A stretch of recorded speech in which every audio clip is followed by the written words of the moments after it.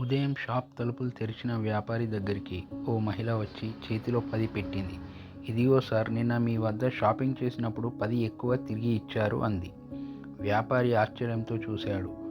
అది ఎప్పుడు జరిగింది అని అడిగాడు. మహిళ నవ్వుతూ చెప్పింది, నిన్న సాయంత్రం 100 ఇచ్చి 70 రూపాయల సరుకులు తీసుకున్నాను. మీరు పొరపాటున 40 ఇచ్చారు, 30 ఇవ్వాల్సింది. ఆ వ్యాపారి ఆ నోట్ని కృతజ్ఞతగా తలకి తాకించి క్యాష్ బాక్సులో వేసి ఆశ్చర్యంగా అడిగాడు. అక్కా, మీరు వస్తువులు కొనేటప్పుడు 5 కోసం కూడా బేరమాడారు, ఇప్పుడు 10 కోసం ఇంత దూరం వచ్చారా? మహిళ ప్రశాంతంగా చెప్పింది. బేరమాడటం హక్కు, కానీ ఒప్పుకున్న ధర కంటే తక్కువ చెల్లించడం పాపం. నిన్న రాత్రే ఇవ్వాలనుకున్నాను, కానీ మీ షాప్ మూసేశారు. ఎక్కడి నుంచి వచ్చారు అని అడిగాడు వ్యాపారి. సెక్టార్ 8 నుండి అంది ఆమె. ఏమిటి, 7 కిలోమీటర్లు వచ్చి 10 ఇచ్చారా? మహిళ సీరియస్గా సమాధానం ఇచ్చింది. అవును, నా మనసుకి శాంతి కావాలంటే అలా చేయాలి. నా భర్త ఈ లోకంలో లేరు, కానీ ఆయన ఒక మాట నేర్పారు. ఇతరుల సొత్తు 1 రూపాయి కూడా వద్దు. మనిషి చూడకపోయినా దేవుడు ఎప్పుడైనా అడగవచ్చు.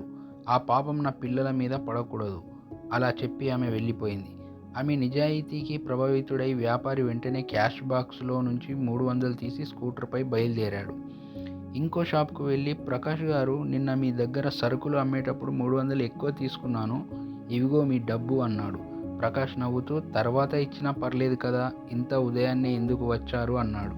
అతడు సమాధానం ఇచ్చాడు. మీకు నేను బాకీ ఉన్న విషయం మీకు తెలియదు. నేను చనిపోతే దేవుడు అడిగితే ఆ భారం నా పిల్లల మీద పడకూడదు. ఆ మాటలు ప్రకాష్ హృదయాన్ని తాకాయి. 10 ఏళ్ల క్రితం స్నేహితుడి దగ్గర నుంచి 13 లక్షల అప్పు తీసుకున్నాడు, కానీ మరుసటి రోజే ఆ స్నేహితుడు చనిపోయాడు. ఆ విషయం ఎవరికీ తెలియదు. అలా సంవత్సరాలు గడిచాయి. ఆ స్నేహితుడు భార్య, పిల్లలు పేదరికంలో బ్రతుకుతున్నారు. ఆ వ్యాపారి మాటలు ప్రకాష్ మనసులో మెరుపులు మెరిపించాయి. దేవుడు ఎప్పుడైనా అడగవచ్చు, శిక్ష పిల్లల మీద పడవచ్చు. 2 రోజులు తినలేక నిద్రపోలేక చివరి బ్యాంకులోంచి 13 లక్షలు తీసి తన స్నేహితుడి ఇంటికి వెళ్ళాడు. స్నేహితుడి భార్య అతన్ని చూసి ఆశ్చర్యపోయింది.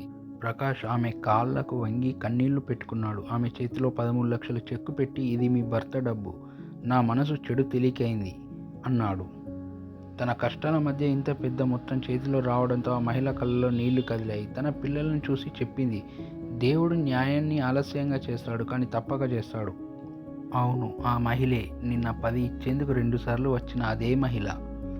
బాధ్యత, నిజాయితీ, ధర్మం, ఇవి మనిషి దేవుడి దగ్గరికి తీసుకెళ్తాయి. దేవుడు పరీక్షిస్తాడు, కానీ వదలడు. ఈ కథ మనకు ఒకటే విషయం గుర్తు చేస్తుంది. మనిషి నుండి తప్పించుకోవచ్చు, కానీ మనసు నుండి కాదు. దేవుడిని మోసం చేయలేం. నిజాయితీకి శబ్దం అవసరం లేదు, ధర్మానికి ప్రచారం అవసరం లేదు. అవి మన జీవితాన్ని మెల్లగా మార్చేస్తాయి. దేవుడు పరీక్షిస్తాడు, కానీ వదలడు.